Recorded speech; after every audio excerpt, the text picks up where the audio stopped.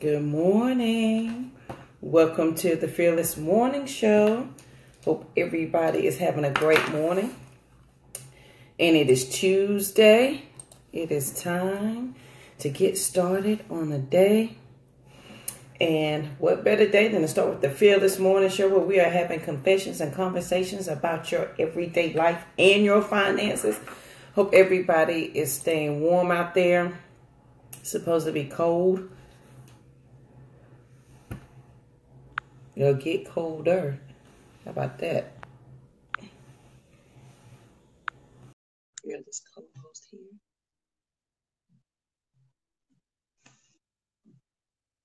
Get started.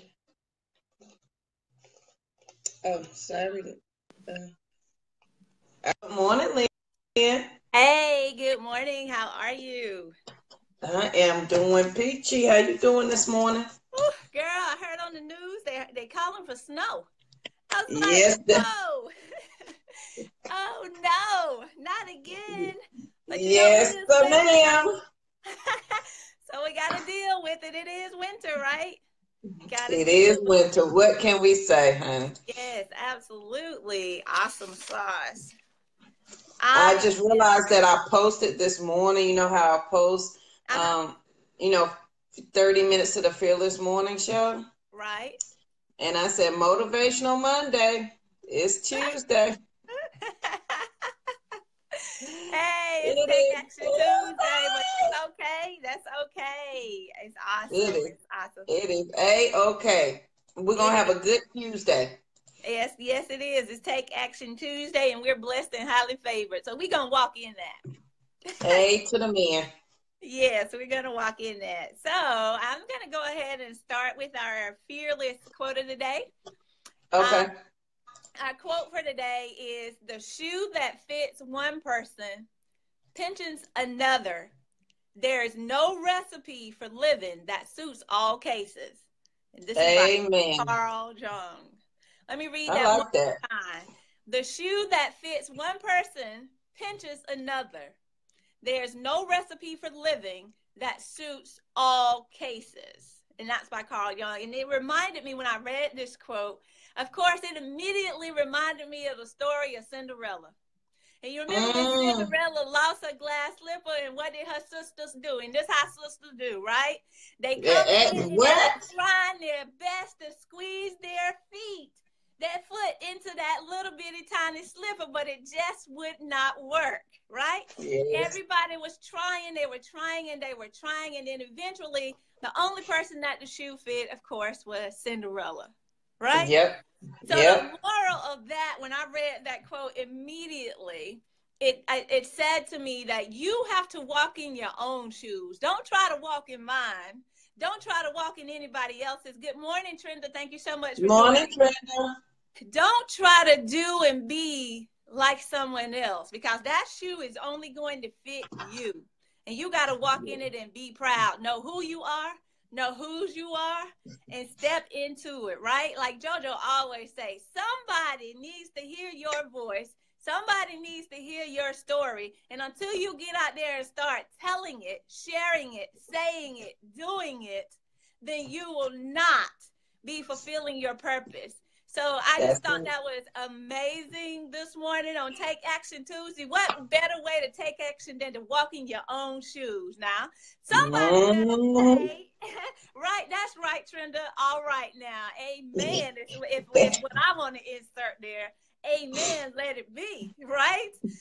I said, wow, that was on time this morning. That was so on time. It was for me, Yes. right? And for anybody else who accepts it and chooses to walk in it. The shoe that fits one person pinches another. There's no recipe for living that suits all cases. That's Good, right. good, That good, is good. so true. You can get caught up in that. Yes, absolutely, absolutely. And I wanted to just go ahead and get into the confession and conversation this morning, because I know me. I'm timing myself. I'm trying to do so much better in 2018. But I think I have been blessed with the gift of gab in many cases when I have to start sharing about something that I'm passionate about, and that's Yes. just me. So if I start getting to be too much, just hold up a sign, JoJo. Hold up a you know that That's thing all like right. when you in We're both church. the same way, so you're okay. Like when you in church and you need to walk out, you put up that one finger, put that up for me so I know. You be like, Lynn, okay, let's go in, get on in. But what I wanted to share with you today for confession and conversation, guys, I was reading an article, and I've heard this before. I have, yes, absolutely, Stephanie. That quote's for all of us. It is for all of us. Um, Mm-hmm. the thing that I read, there's an article by Gary A. Johnson, and I don't remember the exact title of the article, but he shared some very powerful things. And the thing that he shared that I said, ooh, I must share this morning is how long a dollar stays in the Black community. Now, this has been out there for years, and they've been talking about this for years. It's been debated on many stages, but I thought it bared worth repeating and revisiting that conversation this morning. So, in revisiting of that conversation, what he shares in the Black community, that a dollar stays in our community for 6 hours. 6 hours in the Black community. It stays 17 days in the white community. 6 hours in the Black community. 17 days in the white community. 20 days in the Jewish community. 30 days in the Asian community. Guys, if that does not scream, wow, we have to do better, then I don't know what else does, right? And that's like Danielle says, she throwing bricks. It's like she throwing a big brick right there. You got to duck and dive because that makes Yes. absolutely no sense, guys, and I get it because we've all had those, shall I say, opportunities to work with Black-owned businesses, and the customer service was not what we would have liked it to be, and we found it difficult to work within our own. I get it, guys. But what we have to now recognize is if we're talking about building wealth, generational wealth, long-lasting wealth for our communities, then things have to be done differently. He also shared some astounding facts that I want to share with you all today, too. I mean, this literally blew my mind just to think about these things. And I want you to listen to this really quickly because I have it written down right here. Out of America's 100 richest people, they control more wealth than the entire Black population. Wow. The 100 richest people in America control more wealth than the millions of Black people in this country. Wow, we have to do better. Yes, it is laborious to find a Black community, but we are there. There are opportunities. There are opportunities for us to work better together. And I'll share some information about that later. The next Morning, fact Emily. that they dropped for us. Good morning, Miss Emily. Thank you so much for joining us. The 5 largest white landowners own more land than all Black people combined. 5 people, y'all. Count them up on one hand. 1, 2, 3, 4, 5. 5 people, the landowners, control more land than the entire Black population.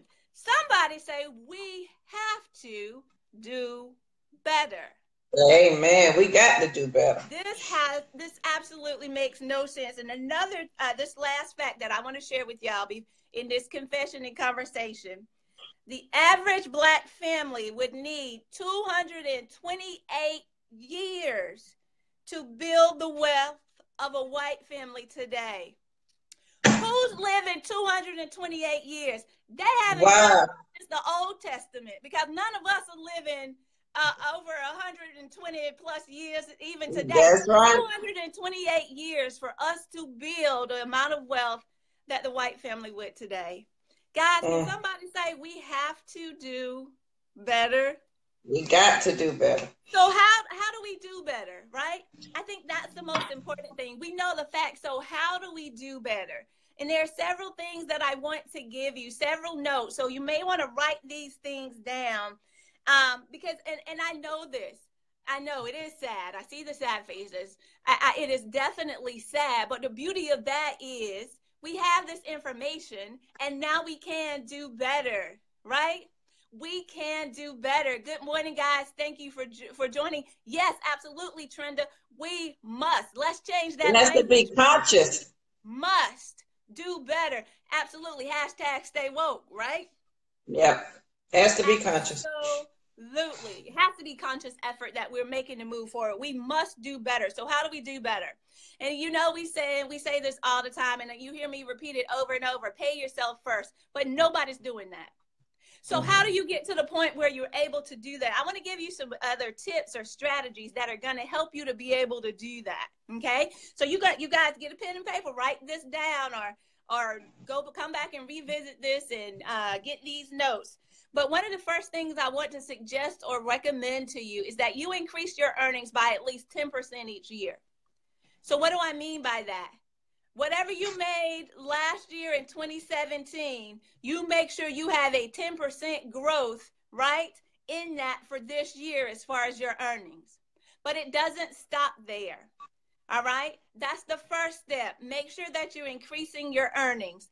After you have started increasing your earnings, now what I need you to start doing is saving more than you did in the previous year, okay? Save more than you did in the previous year. You're bringing in more money, right? What do we typically do when we bring in more money? JoJo told you, because she told you what she did, right? When she got a new job, she, increased her earnings. She increased her spending because now we need a new suit. Now we need a new car. Now we need a new this. We need a new that because now we got to fit into this new, right, job situation. But when you get that increase, save more than you did the year before. So what should your spending look like? And I'm going to give you some concrete numbers right here. If you're making up to $50,000 a year, okay? If you're making up to $50,000 a year, you should be saving at least 10%. All right? At least 10%. But you're not going to stay at 10%. You're going to increase that next year. So if you're increasing your savings, if you started out 10% this year, then next year you need to try to bump it up to 12%. You're not going to stay there. Just because I said 10%, that's what you hear. Yes, 10%. You don't stay there. You continue to increase year over year, right? If you're making above 50,000 up to 200,000, you need to start out at least 15% saving. And that's starting out, guys. It's not staying there. That's the bare bones minimum. That's your non-negotiable. That's where you need to be no matter what. So we've now increased our earnings by at least 10% every year, right? We save more than we did the previous year. And then always increase the amount that you're saving as you're increasing your earnings, okay? So we cannot continue to remain in those same brackets. So I told you if you're earning 50,000, you need to be bare bones minimum saving 10%. If you're between 50 to 200,000, you need to be saving 15%. If you're above 250,000 up to $1 million, you should be saving 25%. And once you get to that point, because we're talking about building generational wealth, I need you to plan all the way out. So once you get to your millions, you need to be saving 50% of your income. Yes. So now you have a plan and know what you need to be doing. What you need to do is figure out what are those baby steps to now get to that place. Okay? As you're moving forward, guys, we have to do things differently. And the beauty of this is you don't have to live like a pauper, right? As you're going through this process. You have to figure out how to do things differently and to do things better. Guys, I apologize. A phone call's coming in on my end. That's why I went out for a second. but we do have to figure out how to do things differently. So once you get this money, once you have these savings accumulated, it doesn't stop there, because putting it in a bank is not where your funds need to be, right? You put it there until you can get an amount of money that you can now invest. All right? And there are 4 different asset classes that I need you to do some research on. If you're not familiar with them, there are 4 asset classes that you need to be, after you have this pot of money saved, we need to invest it, because guys, those statistics that I shared with you, those facts that I shared with you at the beginning, we have to do something different. So in looking at that, and this is the last thing that I'm going to share, these 4 asset classes, because I can read body cues, Miss JoJo, I got you. Oh, I'm paying attention, girl. I'm focused. What? Keep going. The 4 asset classes that we need to consider and that we need to be focused on. We need to do research and figure out what's going to be best for us. First and foremost is going to be a business, right? Businesses have generated a lot of wealth for a lot of young people. Think about it. Facebook, Apple, you name it. All of these different opportunities, these young individuals who have become millionaires and billionaires because they own these businesses. So there are business opportunities. That's an asset class that we can consider, whether that's starting your own business or joining in on someone else's, or accumulating the assets so that you can now be a profit partner, right, in someone else's business. The second asset class we need to consider is real estate.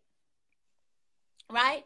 Real estate is an opportunity for some, and maybe for some and maybe not for others, but you need to do your due diligence. The beauty of real estate, guys, is the tax implications that you get. So if you have real estate as a business, the less taxes you're paying, right? There's so many potential opportunities there. But for those 2 asset classes, let me just say this: a business and your real estate, those are what we call non-liquid assets. They're non-liquid. You can't get out of them really quickly, right? If you have to sell a house, then it's going to take some time. You got to put it on the market. You have to price it right. You have to do all of these things. So it's non-liquid. It means you can't just run to your house and grab the cash out immediately, right? The next one, number 3, is a more liquid asset. And your liquid assets are called paper, right? Paper is like your stocks, your bonds, your mutual funds, and things of that nature. So you can gain access to your money that's invested in those places more quickly. So that's what we call liquid assets. All right. Also, commodities. Commodities is another area that we talk about. When we talk about commodities, that can be investing in things such as corn, oil, etc. Buying land, yes, absolutely. Buying land but buying land also typically falls in under real estate, depending upon who you talk to and things of that nature. It was kind of lumped in there together, but absolutely buying land, yes, yes, and yes. And then the other commodities that you could also look into would be the precious metals, like gold and silver, right? Mm-hmm. So there are different opportunities, different asset classes that you all can actually look into that can actually help you as you're moving forward, as you're learning to invest, as you're growing and doing those things that you need to do to move forward, okay? So figuring out what's going to be best for you is your task, right? Identifying the processes and procedures that fit you. Because remember, if we go back to the quote about the shoe, your shoe doesn't fit someone else's foot. Just because one person invests in one way and does well doesn't mean that you invest in that way and you will do well as well as that person did. And it's also very important, guys, as you're progressing, as you're building, as we're moving forward, we need tax accountant. We need professionals who are going to be there to be on your side, that are going to be able to share with you those tax implications. See, I can't tell you that information. I am not a tax accountant. But what I can tell you is that you need to get educated, that you need to be doing things differently, that you need to be saving. You need to be transitioning from a saver to an investor, so that you can now make the changes that we need to make. Because of our dollar stand in our community for only 6 hours, something must happen. And then one of the things when you were talking about when your pay increases, you should be saving 10%. So one of the things I had to come to the realization of, if I was living on less and paying my bills on less, I can continue to do that with the more. So with my increase in my salary, I pretended as if it was never there so that I could save it or, start investing, because I struggled a little bit on what I was making, and I may have added just a tiny bit to it, but the difference between the two, you can use that as your investment, as your savings. You can use that for, for something else. And so that way it kind of makes it easier for you to get a grasp on, well, if I'm making more, Lynn, how am I going to save? You can kind of figure that part out. At least that's how it made sense to me when I was trying to do that part of it. Absolutely. That's what we have to do, guys. And that's the beauty of it, JoJo. You have to figure out what works best for you, right? Because every situation is not just a cut and click, point and click, and put it in place for you. It doesn't work that way. You have to figure out what best suits your situation. Absolutely. That's absolutely.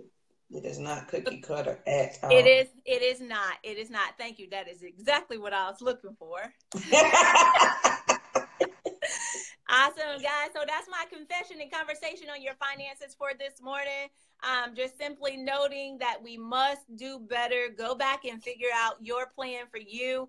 Where will you start? That's your take action today. Figure out what you need to do next, and then now do it, right? Start with baby steps. That's where we all need to be. And it's not going to magically happen. Absolutely not. It will not. If it would have, it would have been done by now.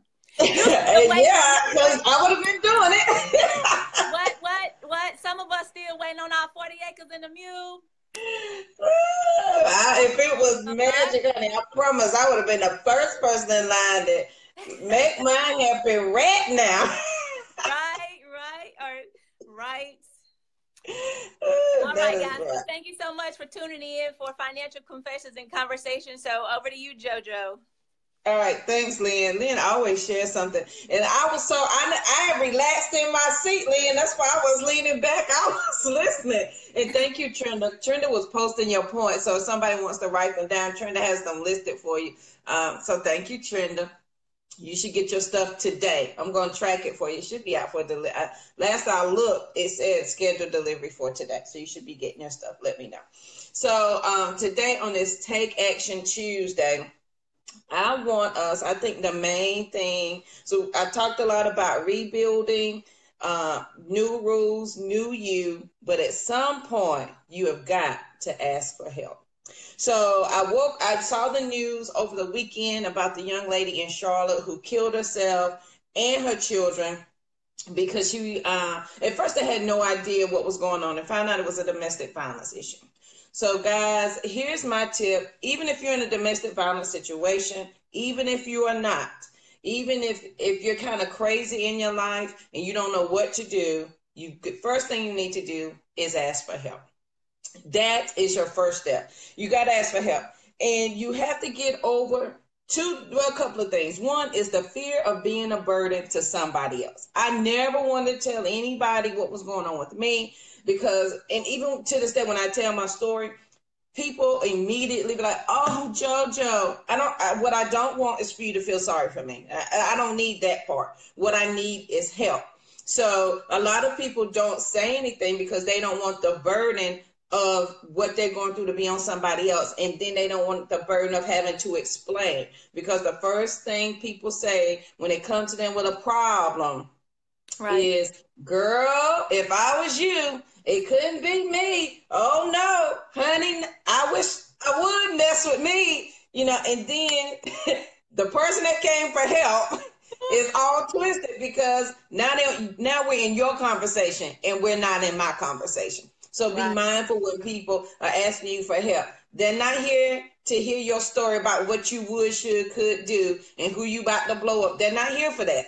They're there for you to listen. So, and then another thing, when you're going to ask for help, you've got to let the pride go. That was the hardest thing for me to do. Like when I left my abuser, I was hurt, I was scared, and I was prideful. That's a horrible combination to be. Let me tell you something. You will get nowhere but deeper into your depression, into that dark space, if you're prideful. So you've got to let that pride go. At some point, you've got to be humble. Like Lynn said yesterday, you don't know what you don't know, and you've got to ask for help for what you don't know. Ask that question and let somebody help you. And I promise, if you ask the right questions, if you ask enough questions, somebody is going to have the right answer for you. I promise. I asked questions, and when I left my abuser, I started asking questions about things. And then, if you guys know anything about me, you know the quote I live by is "Don't let what you cannot do interfere with what you can do," by John Wooden. And I love basketball, but he ain't got, he's a basketball coach. But that quote changed my life. Don't let what you cannot do interfere with what you can do. And basically, all that meant to me was, JoJo, if you focus on what you can do, let's take care of what you can do on your own, what you do know. What you don't know is going to show up for you. And that's what happened. I figured out some things on my own, and the more I asked questions, the more the answers came to me or were provided for me. So you have to be willing to ask for help. And you've got to get rid of the pride when you're asking for help. You've got to be humble, because if you don't, when you go to ask for help, and if I ask anybody for help, please understand, I have exhausted every possibility known to man at that point if I'm asking you for help. And Jesus himself is about to come and rescue me, and you are my last resort before he come to earth. So if I'm asking for help, I have set aside my pride. I'm very humble, and I'm coming to you to ask for help. And if somebody's coming to you ask for help, you got to be mindful of how you respond to them. Because if they've made it this far, one word from you can change them and turn them back around to where they feel like there is no other option other than what they were continuing to do. And so you got to be careful about that. So if somebody's asking you for help, remember, it is not about you. It's not your time to tell your story about, let me tell you what happened to me. And if it was me, this is what I could do. It's all about listening and providing the answers for what they need right then. So thank you, Miss Emily, because when we don't ask for help easily. And when we do, we're often afraid and, we're fearful. And that pride thing, because soon as I start asking you for help and you say something to me, guess what I'm going to say, Lynn? I know that.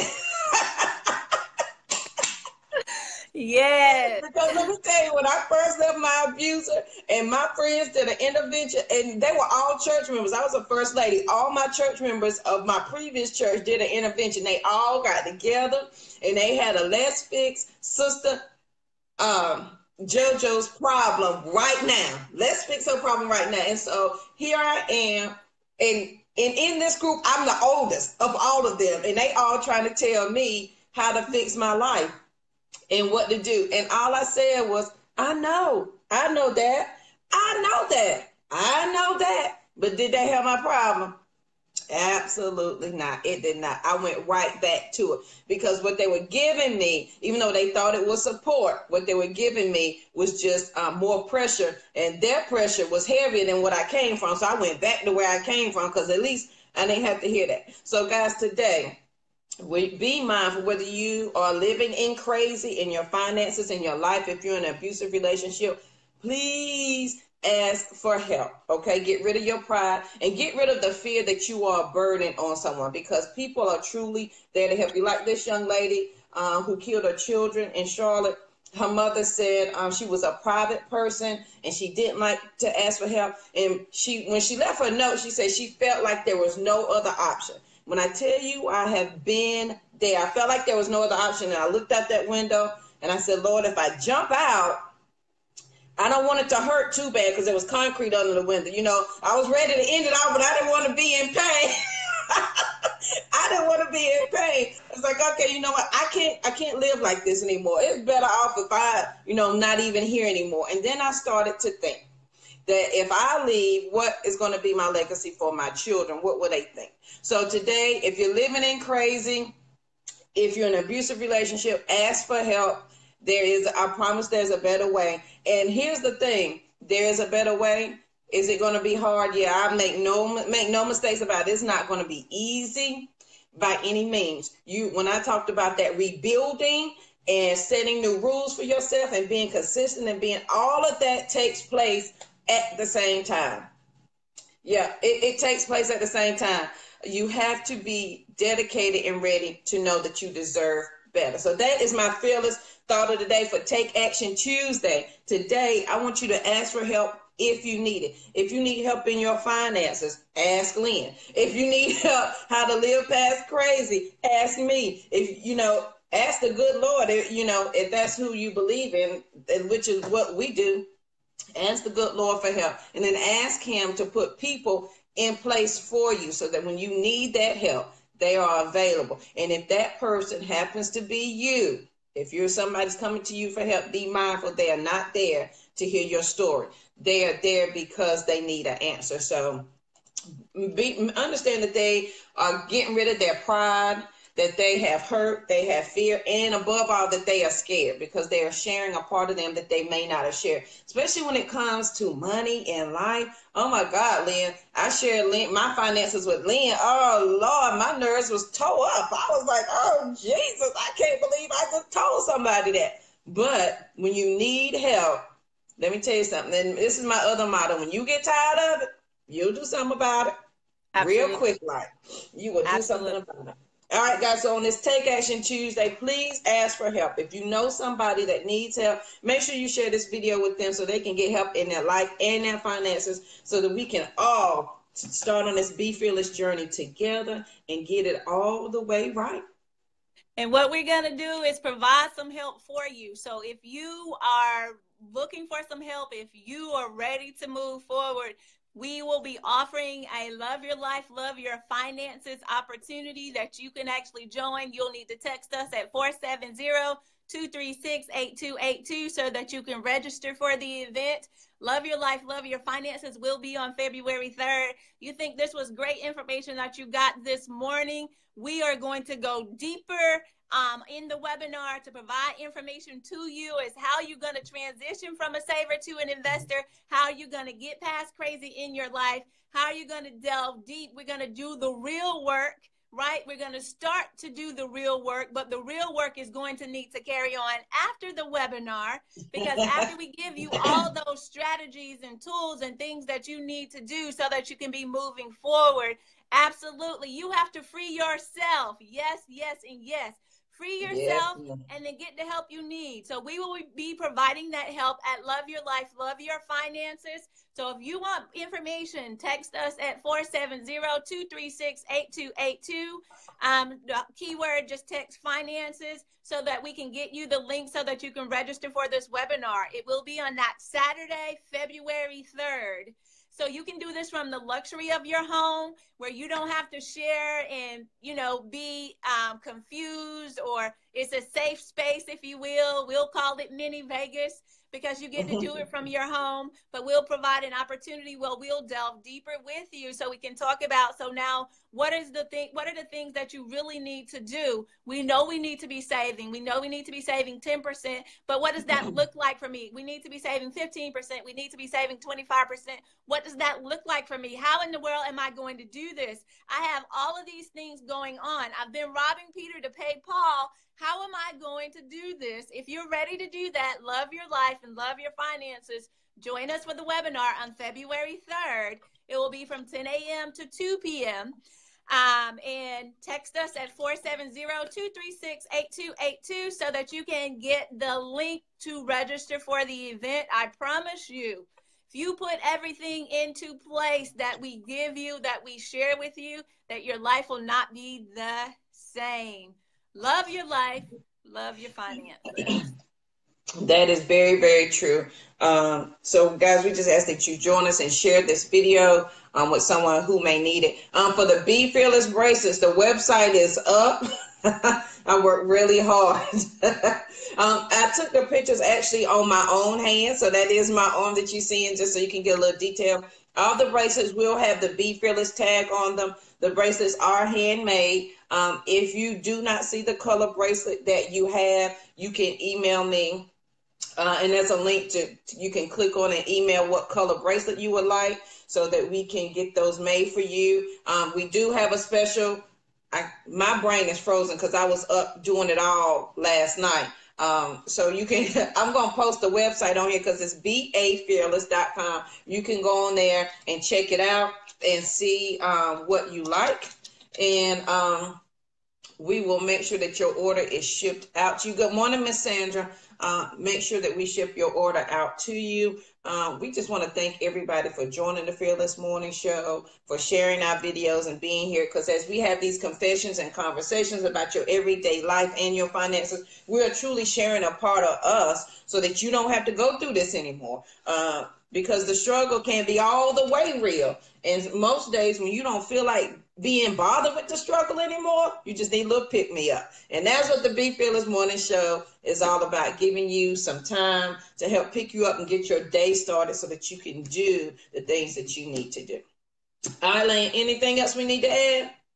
That's it, guys. So we hope to see you in the webinar on February 3rd. Go ahead, text us 470-236-8282. I think we're missing the number in that pin. We are. I'll fix it. 236-8282. Text us so that you can receive the registration information. Guys, it's time out for all of those statistics. It's time out for us playing. Let's transition from a saver to a real investor. Get the steps you need, get the strategies you need to improve your life, move to that next level. It's time out for just talking about it. It's time for us to start doing it. That's right. It's time to put, as my daddy says, rubbers meeting the road, Sister Gal. What you gonna do?